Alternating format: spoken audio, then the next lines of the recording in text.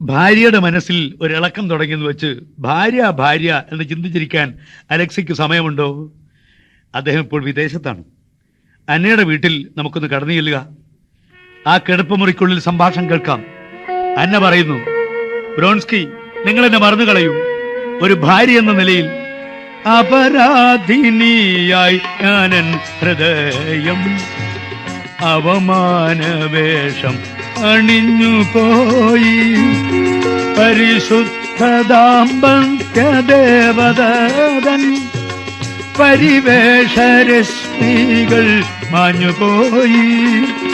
അപരാധിനിയായി ഞാനൻ ഹൃദയം അവമാനവേഷം അണിഞ്ഞു പോയി. നിങ്ങൾ എന്നെ മറന്നു കളയൂ. അന്നേ, ഞാൻ നിന്നെ മറക്കാനോ? അവനിയിൽ നിന്നെ പിരിഞ്ഞിരിക്കാൻ അരമാത്ര പോലും എനിക്കുമേല. പരമാനന്ദത്തിന്റെ പാൽപ്പുഴയിൽ പരിചൽ നാം നീന്തി തുടിപ്പുമേന്മേൽ. ലോകത്ത് ഒരു ദമ്പതിമാരും അനുഭവിക്കാത്ത ആനന്ദമല്ലേ നമ്മൾ അനുഭവിക്കാം?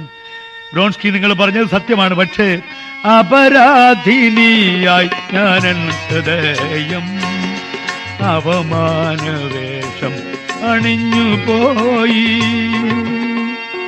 അകലാൻ ശ്രമിക്കുന്തോറും അടുക്കുന്നതാണല്ലോ സ്ത്രീ പുരുഷ ബന്ധം.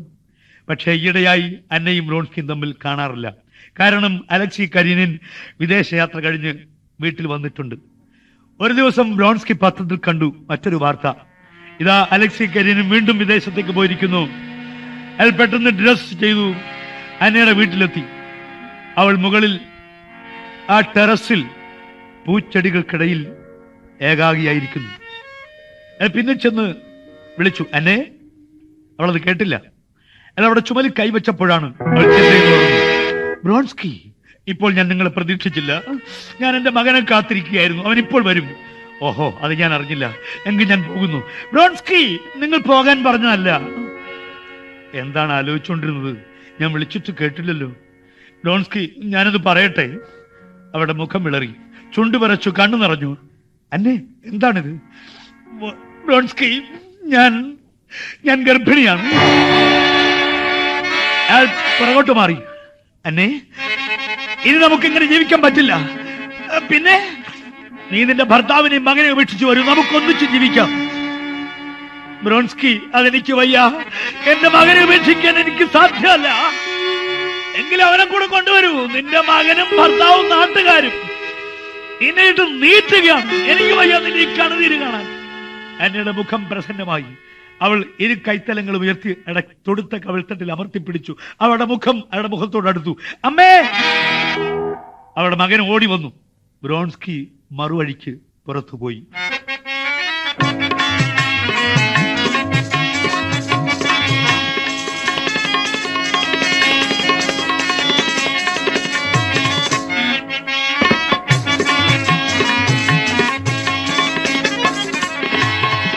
അവിടെ ഒരു കുതിരപ്പന്തയം നടക്കുന്നു. വമ്പിച്ച ജനക്കൂട്ടം. ബ്രോൺസ്കി നല്ലൊരു കുതിരപ്പന്തയക്കാരനാണ്. അയാൾ പങ്കെടുക്കുന്ന പന്തയമുണ്ടെന്ന് അറിഞ്ഞാൽ വമ്പിച്ച ജനക്കൂട്ടമാണ്. 8-10 കുതിരകൾ നിരനിൽക്കുന്നു. ബ്രോൺസ്കി ഉൾപ്പെടെ 10 മത്സരക്കാർ കുതിരപ്പുറത്ത് കുതിച്ചു വീണ് കഴിഞ്ഞു. മത്സരം ആരംഭിച്ചു കഴിഞ്ഞു. കുതിച്ചു കുതിരകൾ പ്രതിബന്ധങ്ങളെ മെതിച്ചു മുന്നേറും നേരം. കുതിച്ചു കുതിരകൾ പ്രതിബന്ധങ്ങളെ മെതിച്ചു മുന്നേറും നേരം. കുതിര കുതൂഹലമുയർന്നു പാറി കുറുമാലികൾ പല വണ്ണത്തിൽ.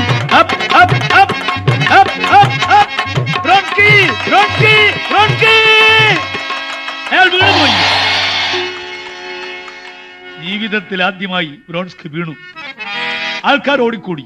ഈ കാഴ്ച കണ്ടിരുന്നൊരു സ്ത്രീ ഭർത്താവ് അടുത്തിരിക്കുന്ന ഓർക്കാതെ എന്റെ ദൈവമേ എന്ന് വിളിച്ച് ഉച്ചത്തിൽ വിളിച്ചുകൊണ്ട് ഓട്ടം.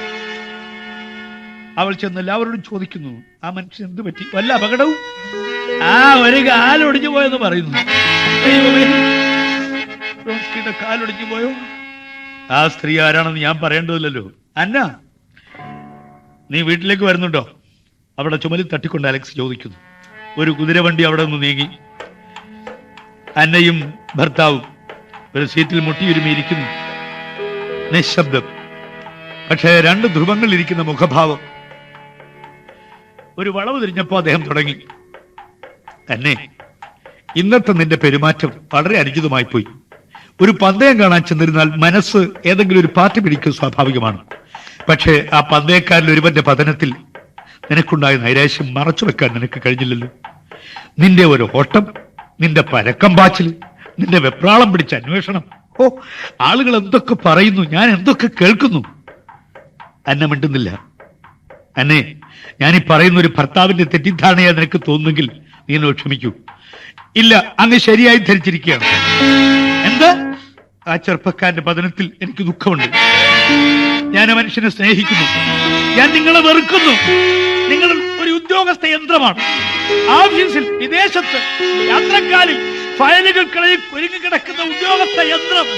ഞാൻ നിങ്ങളെ വെറുക്കുന്നു. നിങ്ങളുടെ ഭാര്യയായിരിക്കും എനിക്ക് സാധ്യമല്ല, സാധ്യമല്ല, സാധ്യമല്ല.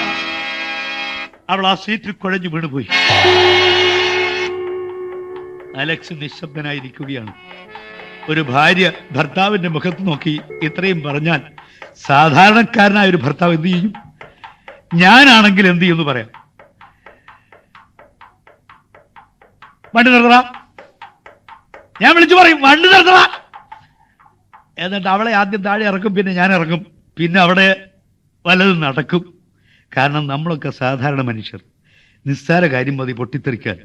വികാര ഹേതു സതി വിക്രിയന്തേ യേഷാം ന ചേതാംസി ദയവ ധീരാഹ. വികാര വിക്ഷുബ്ധമാവേണ്ടുന്ന പ്രശ്നങ്ങൾ ഉണ്ടായാൽ പോലും ഇളകാത്ത മനസ്സ് ആർക്കാണുള്ളത്? അവരാണ് ധീരന്മാർ. ആ വണ്ടി വീട്ടുനടയിലെത്തി. അദ്ദേഹം ഇറങ്ങി. എന്നിട്ട് ഭാര്യയ്ക്ക് കൈ കൊടുത്തിറക്കി. അദ്ദേഹം വീണ്ടും വണ്ടി കയറി ഓഫീസിലേക്ക് വിട്ടുപോയി. അദ്ദേഹത്തിന്റെ മനസ്സ് കല്ലല്ല, ഇരുമ്പല്ല. ഹൃദയവാനായ ഒരു വലിയ മനുഷ്യനാണ് അലക്സ്. ദാമ്പത്യബന്ധം വെടിയാം വെടിയുകിൽ ഞാൻ പരിഹാസ ശരവ്യമായി തീരണം.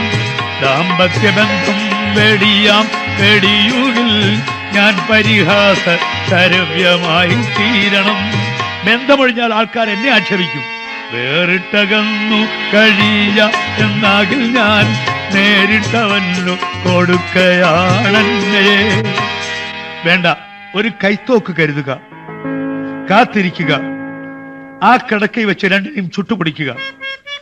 വേണ്ട, ഞാൻ കൈത്തോക്ക് എടുക്കും മുമ്പ് അവൻ എന്നെ തറ പറ്റിക്കും. ഒന്നും വേണ്ട. അലക്സി ഓഫീസിലെത്തി. ഒരു കത്തെഴുതി. അന്നെ, നിന്റെ സ്വഭാവം എങ്ങനെ ഇരുന്നാലും നാം തമ്മിലുള്ള പാവനമായ ദാമ്പത്യ ബന്ധം വിച്ഛേദിക്കാൻ ഞാൻ ആഗ്രഹിക്കുന്നില്ല. നീ ഇങ്ങോട്ട് വരൂ, എനിക്ക് ഇനിയും ചിലത് പറയുവാനുണ്ട്. അലക്സി. കത്ത് വായിച്ചപ്പോൾ അന്നയ്ക്ക് തോന്നിയത്, ഓഹോ, ഇരട്ട ജീവിതത്തിനുള്ള ക്ഷണം. ഒരേ സമയം അദ്ദേഹത്തിന്റെ ഭാര്യയായും വ്രോൺസ്കിയുടെ കാമുകിയായും. ഇല്ല, അതിനെന്നെ കിട്ടുകില്ല. ഒന്നുകിൽ ഞാൻ അദ്ദേഹത്തിന്റെ ഭാര്യ, അല്ലെങ്കിൽ വ്രോൺസ്കിയുടെ കാമുകി. അവൾ നേരെ വ്രോൺസ്കിയെ കാണാനാണ് പോയത്. അവിടെ എത്തിയപ്പോൾ അയാൾ പിടിച്ച് മെല്ലെ മെല്ലെ നടക്കുന്നതാണ് കണ്ടത്. അല്ല, സുഖമായോ? ഞാൻ പേടിച്ചുപോയി. ആൾക്കാർ എന്തെല്ലാം പറഞ്ഞു, കാലൊടിഞ്ഞു പോയെന്നൊക്കെ. ആളുകൾക്ക് എന്താ പറയാൻ പാടില്ലാത്തത്? എനിക്കൊരു കുഴപ്പമില്ല. ആ കേട്ടോ, ഇന്നലെ ഞാൻ എൻ്റെ ഭർത്താവിനോടെല്ലാം പറഞ്ഞു, തുറന്നു പറഞ്ഞു. എന്തു പറഞ്ഞു? അദ്ദേഹത്തിന്റെ ഭാര്യ ആയിരിക്കാൻ സാധ്യമല്ലെന്ന് പറഞ്ഞു. എന്നിട്ട് ഇതാ ഈ കത്ത് നോക്കൂ. വ്രോൺസ്കി കത്ത് വാങ്ങിച്ചത് കണ്ണോടിച്ചു. ആ സാരമില്ല, നീ ചെല്ല്. അയ്യോ, ഞാൻ പോവില്ല, അദ്ദേഹം അപാര ബുദ്ധിമാനാണ്, എന്നെ പറഞ്ഞു തോൽപ്പിക്കും. സാരമില്ലെന്നേ, നീ പോയിക്കോളൂ, ഞാൻ പിന്നാലെ വന്നോളാം. അന്ന പോയി അദ്ദേഹത്തിന്റെ ഓഫീസിലെത്തി. അവൾ വരാന്തയിൽ നിൽക്കുന്നത് കണ്ടിട്ടും കാണാത്ത ഭാവത്തിൽ അലക്സി ജോലി തിരക്കിലാണ്. അന്നെ അകത്ത് കടന്നു ചെന്നു. അന്നെ, ആ നീ എപ്പോ വന്നു? ഞാൻ കണ്ടില്ല. ആ എന്റെ മോനെങ്ങനെ ഇരിക്കുന്നു? എന്താ നീ ഒന്നും മിണ്ടാത്തത്? എനിക്കൊന്നും മിണ്ടാനില്ല. ഇന്നലെ മിണ്ടിയതിനപ്പുറത്തൊന്നും മിണ്ടാനില്ല.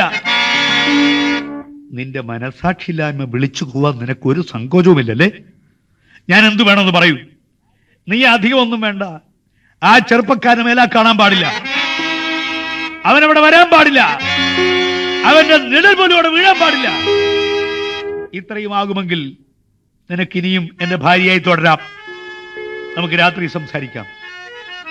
അലക്സി ഓഫീസ് വിട്ടുപോയി. അവൾ തോറ്റുപോയി. ഒന്നിച്ചു വാണവരെങ്കിലും അന്നയും ഒന്നിച്ചുറങ്ങിയില്ലുണ്ടില്ല. പിന്നയാൾ വന്നില പിന്നയാ കാമുകനെങ്കിലും എന്നും തുടർന്നു സമാഗമമേളകൾ. ഒന്നിച്ചുവാണവരെങ്കിലും അന്നയും ഒന്നിച്ചുറങ്ങിയിൽ ഉണ്ടില്ല പിന്നയാൾ. അന്നയും ബ്രോൺസ്കിയും തമ്മിൽ പിന്നെയും എവിടെ വെച്ചോ കാണുന്നുണ്ട്. ഒരു ദിവസം ബ്രോൺസ്കിക്ക് ഒരു കത്ത് കിട്ടി. ഇന്ന് വൈകിട്ട് 5 മണിക്ക് എൻ്റെ ഭർത്താവ് കൗൺസിൽ മീറ്റിങ്ങിന് പോകുന്നു. രാത്രി വളരെ ഇരുട്ടും മടങ്ങി വരാൻ. ഒന്നിങ്ങോട്ട് വരൂ, എനിക്ക് കാണാൻ കൊതിയാവുന്നു. അന്ന. ഭർത്താവിന്റെ നിരോധനം നിലവിലിരിക്കുമ്പോഴുള്ള ഈ ക്ഷണം സംശയകരമല്ലേ? എന്തായാലും പോവാം, വരുന്നത് വെച്ച് കാണാം. ഗേറ്റ് വരെ പോയിട്ട് ബ്രോൺസ്കി തിരികെ വന്നു. മേശ തുറന്നു, ഒരു കൈത്തോക്കെടുത്തു, പാൻസിന്റെ പോക്കറ്റ് തിരികെ. ബ്രോൺസ്കി അന്നയുടെ വീട്ടിന്റെ പൂമുഖത്തെത്തി. ഇല്ല, അലക്സി അവിടെ ഇല്ല. അയാൾ അകത്തേക്ക് കടക്കാൻ ചൂട് വെച്ചതും അലക്സി പുറത്തേക്ക് വന്നു ഒന്നിച്ചായിരുന്നു. അവർ തമ്മിൽ കൂട്ടിമുട്ടിയില്ലെന്നേ ഉള്ളൂ. ബ്രോൺസ്കി എന്തിനും തയ്യാറായി നിന്നു, എന്തിനും. എങ്കിലും മറ്റൊരുത്തന്റെ വീടല്ലേ. അലക്സിയുടെ നേർക്ക് അയാൾ ശിരസ്സൊന്ന് കുനിച്ചു ആദരഭാവത്തിൽ. തന്റെ നേർക്ക് തലകുനിക്കുന്നവന്റെ നേരെ കൈ ഉയർത്തിയിട്ട് അലക്സി കടന്നു പോവുകയും ചെയ്തു. എനിക്ക് ഈ മനുഷ്യനെ മനസ്സിലാവുന്നില്ല. എന്തെങ്കിലും ചോദിച്ചെങ്കിൽ സമാധാനം പറയായിരുന്നു. എന്തെങ്കിലും ചെയ്തെങ്കിൽ ഞാൻ അലക്സിയുടെ കഥ കഴിക്കുമായിരുന്നു. അന്ന പുറത്തേക്ക് വന്നു. അല്ല, നല്ല ആളാണല്ലോ, ഇവിടെ നിൽക്കുകയായിരുന്നല്ലേ. എണ്ണി എണ്ണി കഴിഞ്ഞു ഞാൻ മാത്രകൾ, എത്ര നേരമായി കാത്തിരിക്കുന്നു ഞാൻ. എന്തു ലാഭമുണ്ടാകുമെന്നോതുമോ എന്നെ ഈ വിധം വേദനിപ്പിക്കുകിൽ. എണ്ണി എണ്ണി കഴിഞ്ഞു ഞാൻ മാത്രകൾ, എത്ര നേരമായി കാത്തിരിക്കുന്നു ഞാൻ. എന്താ ഒന്നും മിണ്ടാത്തത്? എന്നെ നീയല്ലേ എനിക്ക് എഴുതിയത് ഭർത്താവ് കൗൺസിൽ മീറ്റിങ്ങിന് പോകുന്നെന്ന്? അദ്ദേഹം ഇവിടെ ഉണ്ടായിരുന്നു. ഞങ്ങൾ തമ്മിൽ കൂട്ടിമുട്ടിയില്ലെന്നേ ഉള്ളൂ. എനിക്ക് നിന്റെ ഭർത്താവിന് മനസ്സിലാവുന്നില്ല. ഒരക്ഷരം മിണ്ടാതെ അദ്ദേഹം ഇറങ്ങി പൊയ്ക്കളഞ്ഞു. എനിക്കും അദ്ദേഹത്തെ മനസ്സിലാവുന്നില്ല. അദ്ദേഹത്തിന്റെ സ്ഥാനത്ത് ഞാനായിരുന്നെങ്കിൽ എന്നെ പോലെ ഒരു ഭാര്യയെ ഞാൻ കടിച്ച് കീറി കൊന്നു കളയുമായിരുന്നു. നീ കരയാതിരിക്കൂ, വരൂ. രണ്ടുപേരും അകത്ത് കയറിപ്പോയി. നാടകശാലയിലെത്തിയ അലക്സി കരീനൻ നാടകം കാണുകയല്ല, വീട്ടിലെ നാടകം മനസ്സിൽ കാണുകയാണ്. 4-5 രംഗം കഴിഞ്ഞെഴുന്നേറ്റയാൾ നാടകശാല വെടിഞ്ഞു നടന്നുപോയി. അലക്സി വീട്ടിലെത്തി. അർദ്ധരാത്രി കഴിഞ്ഞ സമയം. ബ്രോൺസ്കി പൊയ്ക്കഴിഞ്ഞിരിക്കുന്നു. അലക്സി എന്നെ വിളിച്ചില്ല. ഉമ്മറത്തങ്ങനെ ഉലാത്തുന്നു. അദ്ദേഹത്തിന്റെ മനസ്സിപ്പോഴൊരു മഹാസാഗരമാണ്. തിരമാലകൾ തമ്മിലടിച്ച് ആകാശത്തേക്ക് കുത്തുന്ന സമുദ്രം, പാറക്കെട്ടിലടിച്ച് ചിതറുന്ന തിരമാലകളുള്ള സമുദ്രം, ഇപ്പോൾ കുളം പോലെ കിടക്കുന്ന സമുദ്രം. നേരം പുലർന്നു. അലക്സി വാതിലിൽ തട്ടി വിളിച്ചു. അന്നെ. ഉറക്കച്ചടവിൽ അവൾ എഴുന്നേറ്റ് വന്നു. അല്ല, എപ്പോ വന്നു? എന്താ വിളിക്കാഞ്ഞത്? എന്താ മിണ്ടാത്തത്? എന്താ മിണ്ടാത്തത്? അന്നെ, നിന്നോട് ഞാൻ പറഞ്ഞിട്ടില്ലേ അവനിവിടെ വരാൻ പാടില്ലെന്ന്? എനിക്ക് ആ മനുഷ്യനോട് വേണ്ട, വിശദീകരണമൊന്നും വേണ്ട. ഒരുത്തൻ അവന്റെ കാമുകയുടെ വീട്ടിൽ എന്തിനു വന്നെന്നും എവിടെ ഇരുന്നെന്നും എവിടെ കിടന്നെന്നും എനിക്കറിയുന്ന. നാളെ ഞാൻ ഈ വീട് വിടുകയാണ്. ഒരിക്കലും മടങ്ങി വരില്ല. മോസ്കോയിലെത്തി വക്കീലുമായി സംസാരിച്ചിട്ട് വിവാഹമോചനത്തിന്റെ വിവരം തന്നെ ഞാൻ അറിയിക്കും. ഞാൻ എന്റെ മകനെയും കൊണ്ടുപോവുകയാണ്. അരുത്, എന്റെ മകനെ ഞാൻ തരില്ല. തന്നെ നിന്റെ സ്വഭാവം ഓർക്കുമ്പോൾ എനിക്ക് അവനോടുള്ള സ്നേഹം കുറഞ്ഞു കുറഞ്ഞു വരികയാണ്. അവൻ എന്റെ മകനാണോ എന്ന് പോലും എനിക്കിപ്പോ സംശയമുണ്ട്. എങ്കിലും ഞാൻ അവനെ കൊണ്ടുപോവുകയാണ്. ഒരാഴ്ച കഴിഞ്ഞു. വീട് വിട്ടുപോയ അലക്സിക്ക് അന്നൊരു കമ്പി സന്ദേശം ലഭിച്ചു. ഞാൻ മരണവുമായി മല്ലിടുകയാണ്, അങ്ങ് വേഗം വരണം. അന്ന. അലക്സി ആ കടലാസ് ചുരുട്ടിക്കൂട്ടി ദൂരെ എറിഞ്ഞു. ആ കുഞ്ഞിന് ഒരച്ഛൻ വേണമല്ലോ, അതിനുള്ള ബുദ്ധിയാണ്. വീണ്ടും ചെന്ന് അദ്ദേഹം കടലാസ് എടുത്ത് നിവർത്തി ഒന്നുകൂടി വായിച്ചു. ഒരു പക്ഷേ സത്യമാണെങ്കിലും അവിടെ അവസാനത്തെ ആഗ്രഹമല്ലേ. 8-9 കൊല്ലക്കാലം എന്റെ ഇഷ്ടാനിഷ്ടങ്ങൾക്കൊത്ത് ജീവിച്ചോളല്ലേ. അവിടെ വരെ ചെല്ലാം, അന്ത്യകൂദാശ ചൊല്ലാം, മടങ്ങിപ്പോരാം. അലക്സി വീട്ടിലെത്തി. ബ്രോൺസ്കി ഉണ്ടായിരുന്നു. അയാൾ ചോദിച്ചു, ടെലഗ്രാം കിട്ടിയില്ലേ? ഞാനാണ് ടെലഗ്രാം അയച്ചത്. അന്ന ഇന്നലെ രാത്രി പ്രസവിച്ചു. പെൺകുട്ടിയാണ്. അന്നയ്ക്ക് സുഖമില്ല, വളരെ കൂടുതലാണ്. അലക്ഷ്യ മുറിക്കുള്ളിൽ കടന്നു. അറിഞ്ഞതെല്ലാം ശരിയാണ്. അവൾക്ക് കലശലായ രോഗമാണ്. കണ്ണു തുറന്നവൾ കിടക്കുന്നു, പക്ഷെ ഒന്നും കാണുന്നില്ല. അവൾ പറയുന്നു, വരും വരും. ആരാ പറഞ്ഞു വരില്ലെന്ന്? അദ്ദേഹം വരും. എത്ര നല്ലവനാണ് അദ്ദേഹം, എത്രമാത്രം നല്ലവനാണെന്ന് അദ്ദേഹത്തിന് പോലും അറിയില്ല. വരുമ്പോൾ ആ പെൺകുഞ്ഞിനെ ആരെയും കാണിക്കരുത്, അദ്ദേഹത്തെ കാണിക്കരുത്. അതിനെ ഒരു നഴ്സിന് കൊടുത്തേക്കൂ. എനിക്ക് വേണ്ട, എനിക്ക് വേണ്ട. എന്റെ മകനെ വിളിക്കൂ, അവൻ ആഹാരം കൊടുക്കൂ. കൊടുത്തില്ലേ? ഇങ്ങനെ 3-4 ദിവസം ഏറ്റക്കുറച്ചിലില്ലാതെ ഈ രോഗം നിലനിൽക്കുകയാണ്. 4-ാം ദിവസം വെളുപ്പിന് ഡോക്ടർ ചെന്ന് പറഞ്ഞു, സാർ, ഭാര്യയ്ക്ക് സുഖമുണ്ട്. അവൾ മരിക്കുമെന്ന് കരുതി കിടന്ന അദ്ദേഹത്തിന് ഈ വാർത്ത കേട്ടപ്പോൾ നിരാശ തോന്നി. ബ്രോൺസ്കി വന്നു. അലക്സി അയാളെ വിളിച്ചു. മിസ്റ്റർ ബ്രോൺസ്കി, വരൂ, ഇരിക്കൂ. നിങ്ങളെ രണ്ടുപേരെയും ഒന്നിച്ച് കശാപ്പ് ചെയ്യാൻ കരുതിയവനാണ് ഞാൻ. വിവാഹമോചനത്തിന് തീരുമാനമെടുത്തവനാണ് ഞാൻ. പക്ഷെ ഇപ്പോൾ 4 ദിവസത്തെ ഇവിടുത്തെ ജീവിതത്തിനിടയിൽ ഞാൻ എന്റെ തീരുമാനങ്ങളൊക്കെ മാറ്റിയിരിക്കുന്നു. അന്നയ്ക്ക് മാപ്പ് കൊടുക്കാൻ ഞാൻ തീരുമാനിച്ചിരിക്കുന്നു. ഞാൻ അവളെ സ്വീകരിക്കാൻ പോകുന്നു. അവളെ മാത്രമല്ല, കുഞ്ഞിനെയും. ബ്രോൺസ്കി, നിങ്ങൾക്ക് പോകാം. ഞാൻ ഈ പ്രശ്നം പരിഹരിച്ചിരിക്കുന്നു.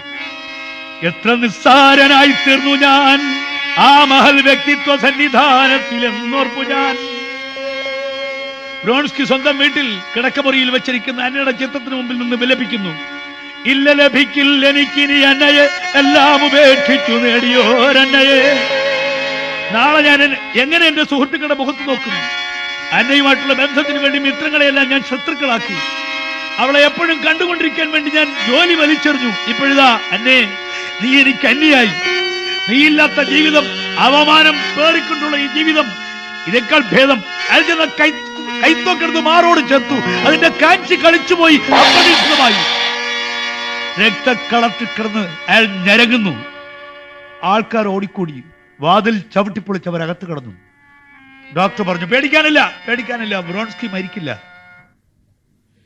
അലക്സി തന്റെ ഓഫീസിൽ ക്രിസ്തുദേവന്റെ ചിത്രത്തിന് മുമ്പിൽ നിൽക്കുന്നു. എല്ലാം മറന്നു ഞാൻ മാപ്പേകിയെങ്കിലും വല്ലായ്മയാണെനിക്കിപ്പോഴും ഓർക്കുകിൽ. അന്യന്റെ പൈതലെ താരാട്ടു പാടുവാൻ അന്നക്കനുവാദമേകിയ വിധി ഞാൻ. അന്നക്കനുവാദമേകിയ വിധി ഞാൻ. സ്റ്റീഫൻ അകത്ത് കടന്നു ചെന്നു. അല്ല, സ്റ്റീഫൻ എപ്പോ വന്നു? കുറച്ചു നേരമായി. ഞാൻ അന്നയെ കണ്ടു, സംസാരിച്ചു. ഓഹോ, അവൾ എന്ത് പറഞ്ഞു? അവൾ ദുഃഖിതയാണെന്ന് പറയുന്നു. അവൾ മാത്രമല്ല. എങ്കിൽ അളിയൻ ഒരു കാര്യം ചെയ്യും, അവൾക്ക് വിവാഹമോചനം അനുവദിക്ക്. അളിയന് സ്വയം കിട്ടുമല്ലോ. സ്റ്റീഫൻ, ഈ വിവാഹമോചനം എന്ന് പറഞ്ഞാൽ നീ വിചാരിക്കുന്ന പോലെ അത്ര നിസ്സാരമായ കാര്യമല്ല. അത് അവൾ കൂടുതൽ ചീത്തയാകാൻ അനുവാദം കൊടുക്കുകയാണ്. 1 വർഷം അവന്റെ കൂടെ, പിന്നെ മറ്റൊരുത്തന്റെ കൂടെ, ഇല്ലെങ്കിൽ അവൻ മറ്റൊരുത്തിയുടെ കൂടെ. വിവാഹമോചനത്തിന് ഞാൻ തയ്യാറായതാണ്. പക്ഷെ അവൾക്കൊരു നിർബന്ധം, മകനെ വേണം. സ്റ്റീഫൻ ഒന്ന് ആലോചിച്ചു നോക്കൂ. അവൾ നയിക്കാൻ പോകുന്ന അവിശുദ്ധമായ ദാമ്പത്യ ജീവിതത്തിനിടയിൽ എന്റെ മകന്റെ സ്ഥാനം എന്തായിരിക്കും? അവൻ അവിടെ ഒരു അധികപ്പറ്റായിരിക്കില്ലേ? അതെനിക്ക് സഹിക്കാനാവില്ല. അല്ല, അതിനൊരു കാര്യം ചെയ്യും. അളിയൻ മകനെ സംരക്ഷിച്ചോളൂ, അവളെ വിട്ടേക്കണം. അലക്സി അല്പനേരം നിശബ്ദനായിരുന്നു. സ്റ്റീഫൻ, ശരി, ഞാൻ ആ നിർദ്ദേശം പരിഗണിക്കുന്നു. സ്റ്റീഫൻ പോയി. നമ്മുടെ ആത്മഹത്യക്കാരനുണ്ടല്ലോ ബ്രോൺസ്കി, ഡോക്ടറോട് ചോദിക്കുന്നു, ഈ മുറിവ് ഉണങ്ങാൻ ഇനിയും അധിക ദിവസം വേണോ ഡോക്ടർ? ഇതൊന്ന് ഉണങ്ങി കിട്ടിയിട്ട് വേണം എനിക്ക് സ്ഥലം വിടാൻ.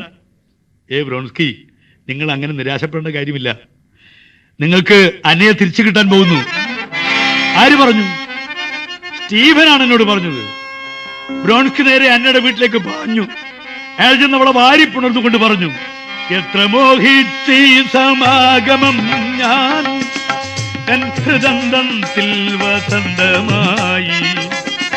അവളയുടെ മാറിൽ മുഖം ചേർത്തുകൊണ്ട് പറഞ്ഞു, ഞാനൊരു വെള്ളാമ്പൽ പൂവിതൾ പോൽ ഈ മാറിൽ പറ്റി മയങ്ങുമെന്ന്.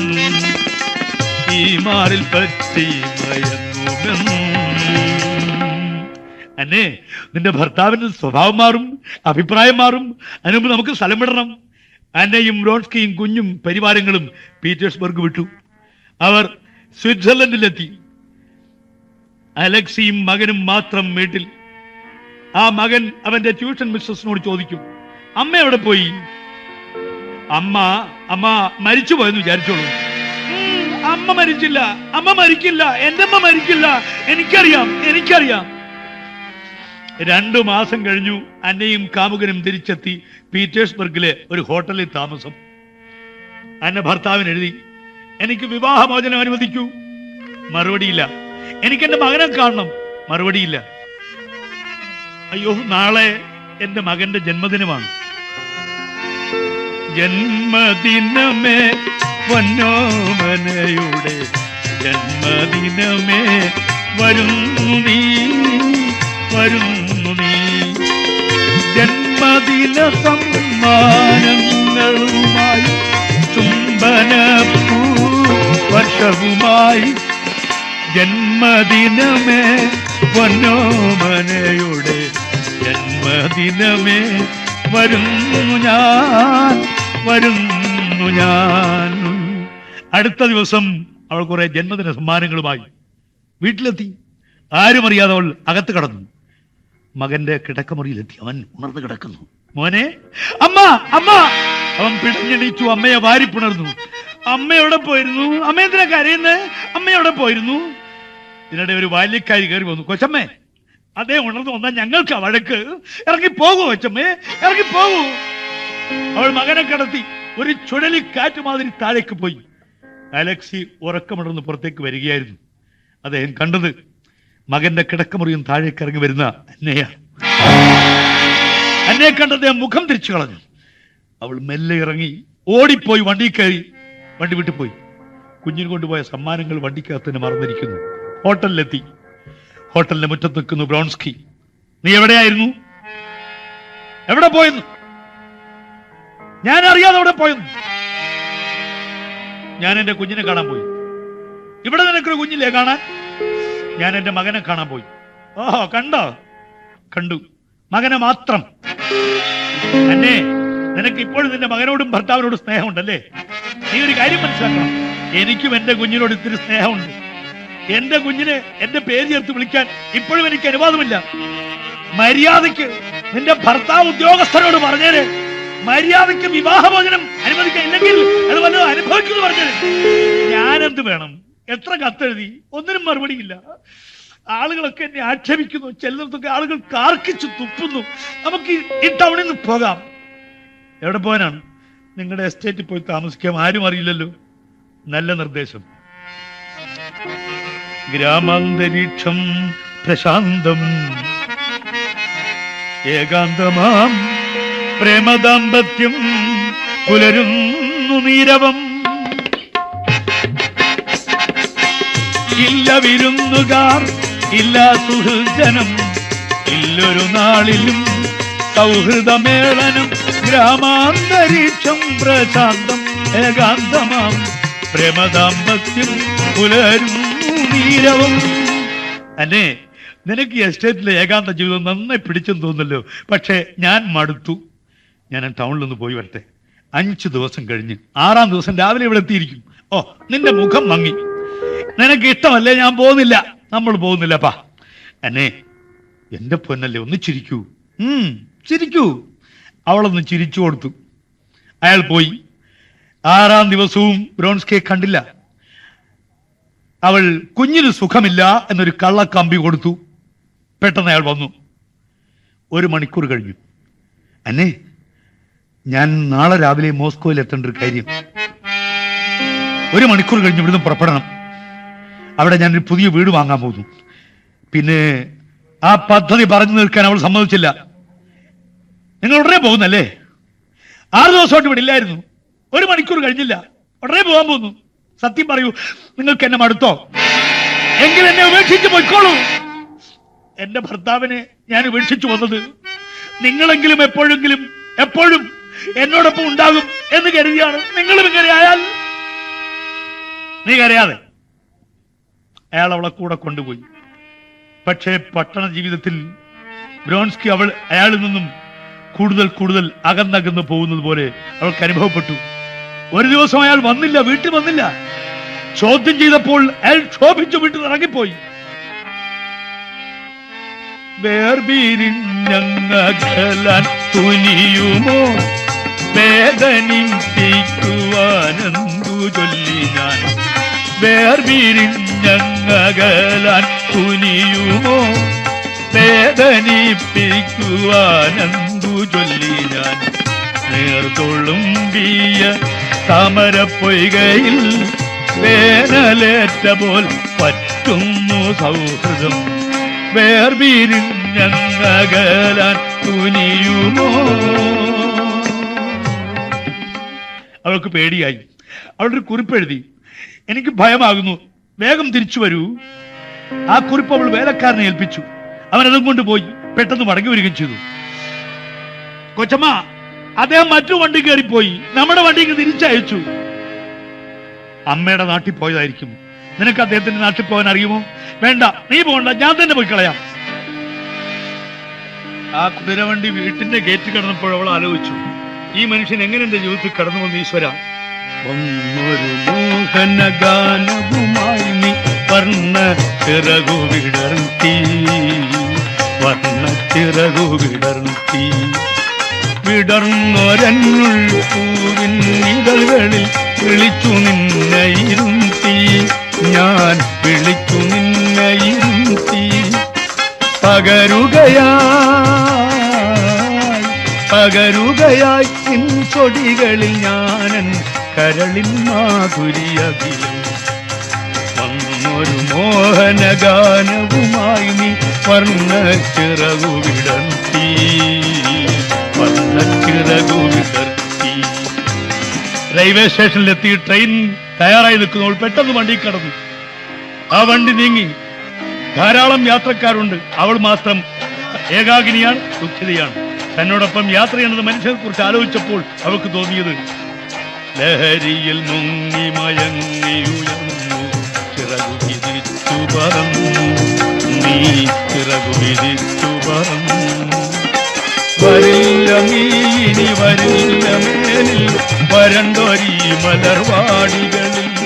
നറുതേനുതിരും പുഷ്പവനങ്ങൾ നർത്തനമാടി വിളിച്ചു നിന്നെ, നർത്തനമാടി വിളിച്ചു, നർത്തനമാടി വിളിച്ചു,